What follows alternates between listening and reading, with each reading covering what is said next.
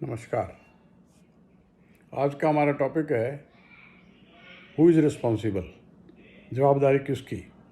मैं आपको एक किस्सा सुनाता हूँ। एक बार एक छोटा सा परिवार, मियाँ बीवी और एक बच्चा नाश्ते की टेबल पर नाश्ता कर रहे थे। अचानक बच्चे का हाथ दूध के गिलास पर लगा और पूरा दूध हस्बैंड के सूट पर गिर गया।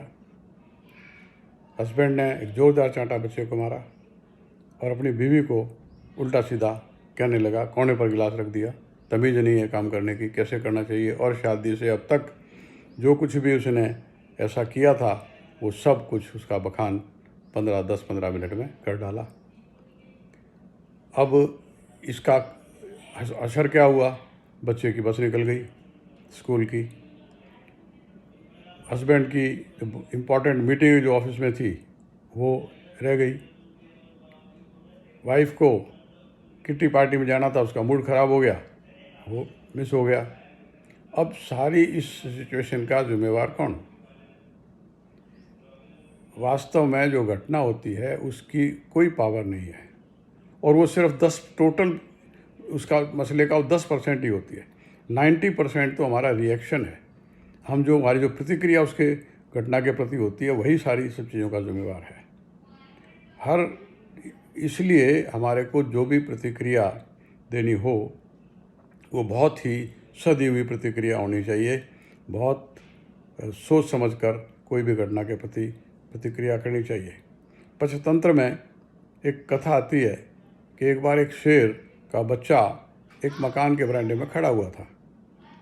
अंदर से मालिक ने उसको देखा खिड़की से और उसने वाइफ को कहा, देखो जानवर भी, ये गीदड़ है जो बाहर हमारे बरामदे में बारिश से बचने के लिए खड़ा हुआ है। अगले दिन में वो शेर का बच्चा उस आदमी के पास आया और उसने कहा, ये कुल्हाड़ी उठाओ और मेरी कमर में मारो। उसने कहा, क्यों? उसने कहा, जो मैं कहता हूँ वो करो वरना मैं तुम्हें खा जाऊँगा। अब उसने कुल्हाड़ी उठाई, उसकी कमर में मारी, फिर चला गया। 1 महीने बाद वो वापस आया। उसने कहा, मेरी कमर को देखो। उसने कमर देखी, उसने कहा, निशान तो है लेकिन घाव तो भर गया। शेर ने अपना दिल फाड़ करके दिखाया और कहा, देखो जो तुमने मुझे गिदड़ कहा था वो घाव अभी तक हरा है, वो भरा नहीं है।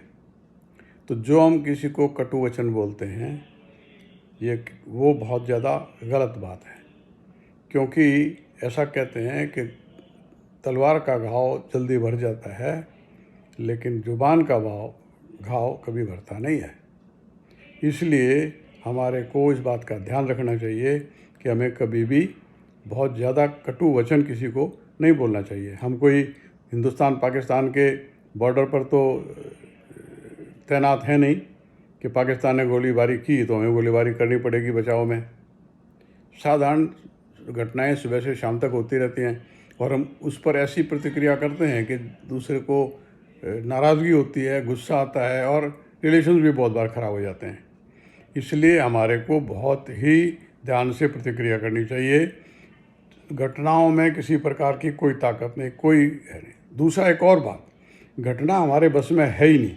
घटना तो होने वाली है, उसका रिएक्शन 100% हमारे बस में है, तो हम क्यों ना उस पर कंट्रोल करें। मीठी वाणी बोलिए, मन का आपा खोए, औरन को शीतल करे, आपो शीतल होए। अनश्च दानम मधुराच वाणी, यमश्यते निर्वचना भवंती। जो आदमी अन्न का दान करता है और मधुर वाणी बोलता है उसके सामने यमराज भी निरुत्तर हो जाते हैं। आज लॉकडाउन के टाइम में बहुत सारी घटनाएं होने वाली हैं, तरह तरह की। एकांत में बैठे हुए कुछ ना कुछ नई प्रॉब्लम्स पैदा हो सकती हैं।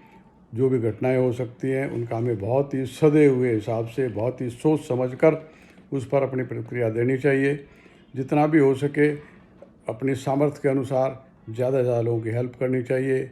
कोई भूखा ना रहे उसमें कोशिश करनी चाहिए। यही एक सुखी जीवन का राज है। जो भी घटना है उस पर अपनी प्रतिक्रिया बहुत ही समझदारी से, बहुत ही शांत स्वभाव से देना जीवन में सुख शांति लाने का एक बहुत बड़ा फार्मूला है।